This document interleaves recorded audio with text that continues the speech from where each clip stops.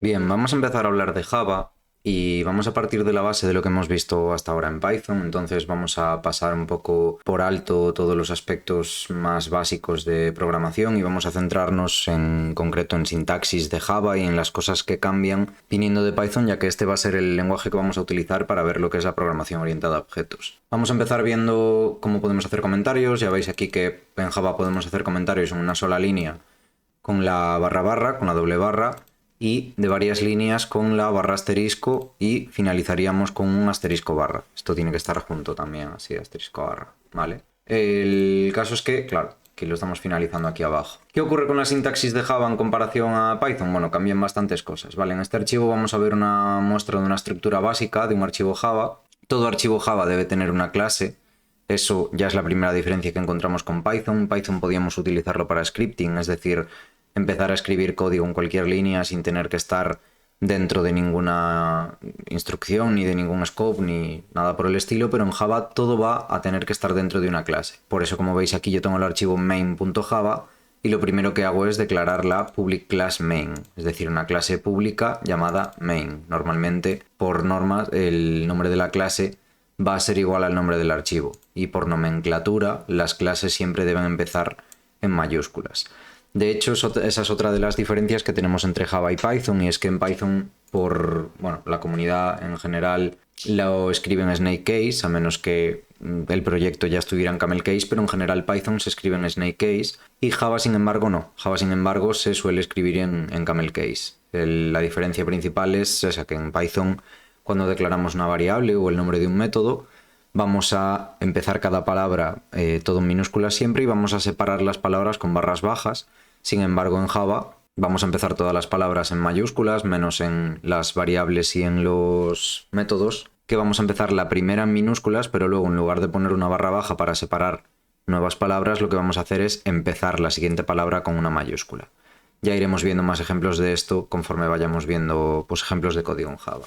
Además de esto, Java no es interpretado como lo era Python, sino que es compilado. Lo que pasa que no compila directamente a un código objeto que pueda entender el ordenador, sino que compila a bytecode, que es un código que no entiende directamente el ordenador, sino que lo entiende la Java Virtual Machine, que es un programa que en su día, cuando se inventó Java, pues salió a la luz para poder ejecutar cualquier programa Java en cualquier ordenador. Esto nos da una serie de ventajas, como por ejemplo que instalando la misma Java Virtual Machine en diferentes máquinas, aunque tengan diferente sistema operativo o cualquier cosa, si puede correr la JVM, la Java Virtual Machine, va a poder correr nuestro código Java. Para compilar podríamos hacerlo por línea de comandos, como vemos aquí, con el comando javac o javac, y pasándole el nombre del archivo .java que queremos compilar. Entonces los archivos .java van a ser los archivos de código fuente y al ejecutarlo esto nos va a generar un archivo .class, que es el archivo con el bytecode, es el archivo con el código objeto. Para ejecutar, una vez tenemos el código, el archivo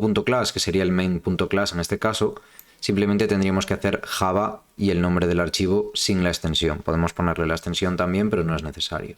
Dicho esto, como veis, todo el código lo vamos a meter dentro de una clase. Aquí volvemos a hablar un poco del tema de la ejecución por línea de comandos. Podríamos pasarle argumentos también de esta forma y lo explicamos aquí precisamente porque lo primero que solemos tener cuando generamos un archivo o un proyecto Java en cualquier IDE, yo aquí ahora estoy usando IntelliJ y esto es código que ya he puesto yo, pero cuando le damos a que nos genere, digamos, ese código por defecto para empezar a trabajar, siempre nos genera una clase que dentro tiene un método main. Este método main, el public static void main, que será, es muy famoso siempre que empezamos a aprender a programar en Java, básicamente es el que se va a ejecutar cuando le demos al play. Cuando le demos a ejecutar el archivo, siempre va a venir a buscar el método main. Y precisamente estos argumentos que le pasamos aquí son los que le van a llegar como parámetro a este método. No tienen por qué utilizarse, pero bueno, si lo usáramos por línea de comandos, si le quisiéramos pasar aquí pues el nombre de un archivo que le llega como entrada o algo por el estilo, pues aquí definimos ese array de argumentos que me llegan, que es un array de strings. Así es como definimos un array de strings que llega como parámetro a un método. Pero bueno, ya llegaremos a esto más adelante. Antes de meternos con todo esto, pues eso, saber que en el método main es el que se ejecuta cuando se ejecuta el programa y por lo tanto es el punto de inicio de la ejecución del programa. Es decir, desde el main vamos a llamar a otras clases, otros objetos, a otros archivos, todo va a iniciar desde aquí. Entonces así empezaríamos por lo más básico con un hola mundo, y en Java ya veis que cambia mucho la cosa con respecto a Python. En Python podíamos hacer directamente print hola mundo, y aquí estamos haciendo system.out.println hola mundo. Bueno, podríamos hacer print en vez de println, pero println lo que hace es imprimir un salto de línea además de lo que yo esté imprimiendo al final de la cadena. Esto aquí tiene bastante meollo, y es que, bueno, System es una clase que contiene varios métodos y propiedades útiles. Ya veremos lo que son las clases, los métodos y las propiedades, que esto básicamente es programación orientada a objetos. Out es una propiedad de esta clase, y println es un método de la clase printString que lo que hace es imprimir una línea de texto. Fijaos que ya empezamos a hablar de clases, de objetos, de propiedades, y realmente es porque Java, una de las diferencias que tiene con Python es que está completamente orientado a objetos. Es decir, Java, aunque nosotros no quisiéramos programar orientado a objetos, sería un poco... nos fuerza un poco a ello, porque ya el lenguaje está pensado para ello. Vamos a ver un poco ahora cómo imprimir variables y los tipos de datos que tenemos en Java, los básicos. Veis que tenemos un número entero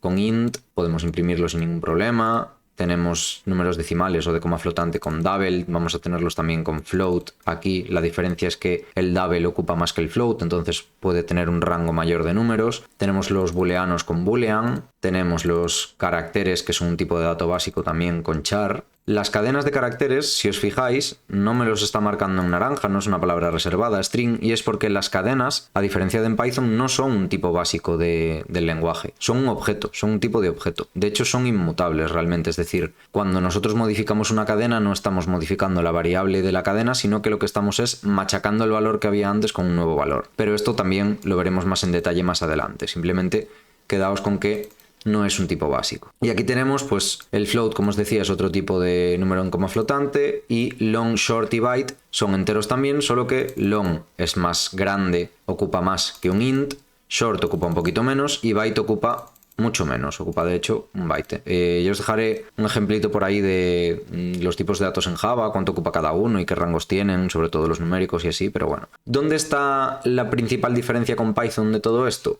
Vamos a hablar sobre el tipado y los tipos de datos en Java. Java, a diferencia de Python, es un lenguaje fuertemente tipado. Esto quiere decir, como veis ahí, que las variables deben ser declaradas con un tipo de dato específico. Java tiene los tipos de datos que hemos visto, aquí tenéis un poco los rangos que hablaba antes, pero ¿qué ocurre? En Python podíamos declarar una variable y lo que iba a hacer Python es inferir el tipo, es decir, cuando le dábamos un valor, pues asumía directamente que esa variable pasaba a ser del valor del tipo del valor que le pasábamos. Esto en Java no puede ser, hay que decirle de qué tipo va a ser, y el tema es que no nos va a dejar. Como decía, en Java esto no va a ser posible. A la hora de declarar la variable hay que decirle ya de qué tipo va a ser. Y esto nos va a ayudar también a prevenir posibles errores, como teníamos a veces en Python de intentar hacer alguna operación matemática, por ejemplo, con un dato que no fuera numérico o algo por el estilo. Esto en Java ya directamente en tiempo de compilación, es decir, antes de ni siquiera darle a ejecutar, el compilador ya me va a decir, no puedo compilar porque esto que me estás pasando pues es una cadena o es un carácter y no lo puedo dividir, por ejemplo, o algo por el estilo. Además de esto, tenemos los tipos de datos primitivos, y Java también tiene tipos de datos que no son primitivos.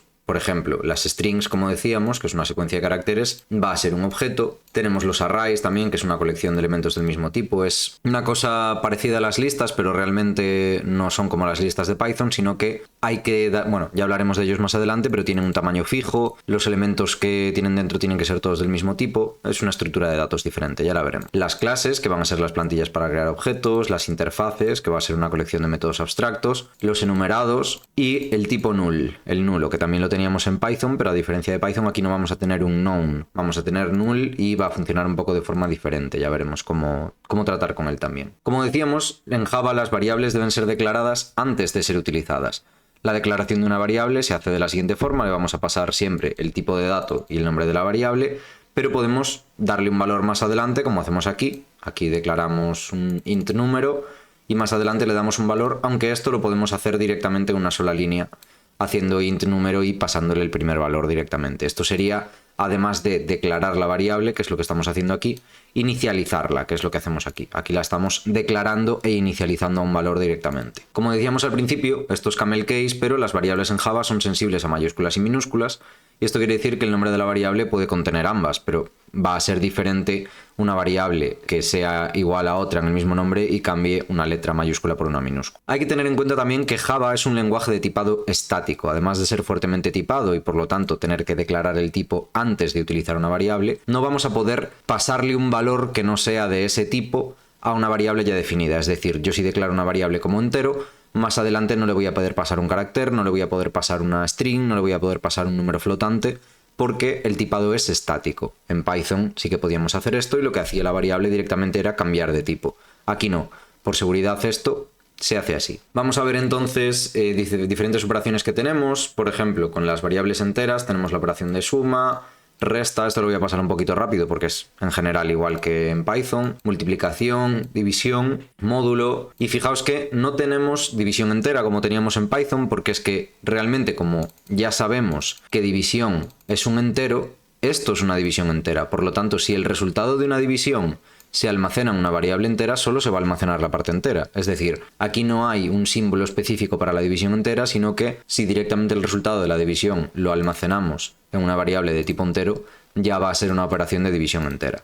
El módulo nos va a seguir devolviendo el resto, etcétera, etcétera. Operaciones de comparación, operaciones lógicas. La igualdad con un doble igual, el distinto de con la exclamación igual, mayor que, menor que, mayor igual que, menor igual que, esto es igual que en Python. Después, operaciones lógicas con booleanos, el AND se escribe con el doble ampersand, el OR con la doble barra vertical, el NOT directamente vamos a negar con la exclamación antes del valor, y después tenemos también algunas operaciones que podemos realizar con cadenas. Aunque veremos cadenas más en profundidad más adelante, podemos concatenar cadenas utilizando el más también. Esto también lo podíamos hacer en Python. También podemos utilizar el método concat, lo veremos más adelante. Podemos también concatenar caracteres, como vemos aquí. Podemos hacer operaciones con números decimales también, por supuesto. Sumar un entero y un decimal sin ningún problema. El resultado, si lo almacenamos en un número decimal, va a almacenarlo con la parte decimal. Si almacenásemos el resultado de sumar un entero y un decimal en una variable entera, estaríamos, por así decirlo, cargándonos la parte decimal. Nada, aquí tenéis un resumen entonces de los operadores y las operaciones matemáticas que podemos hacer. Como decía, suma, resta, multiplicación, división y módulo, las que acabamos de ver, ¿no? Y tenemos también los operadores de asignación, los operadores de suma y asignación, es decir, podemos hacer directamente más igual para sumar el valor de la derecha y asignarlo a la variable de la izquierda, lo mismo con la resta, con la multiplicación, con la división y con el módulo, sin ningún problema. Y además de la concatenación que lo habíamos hablado, tenemos también dos operadores que en Python no teníamos, que es el operador de incremento y el operador de decremento. Nosotros podemos directamente sumarle 1 a una variable utilizando el operador más más. Haríamos directamente, por ejemplo, num más más y le sumaríamos 1 a la variable num, o num menos menos y le restaríamos 1. Y con esto quedarían vistos pues los principales tipos de datos, los principales operadores y lo más básico de Java. Iremos viendo más adelante.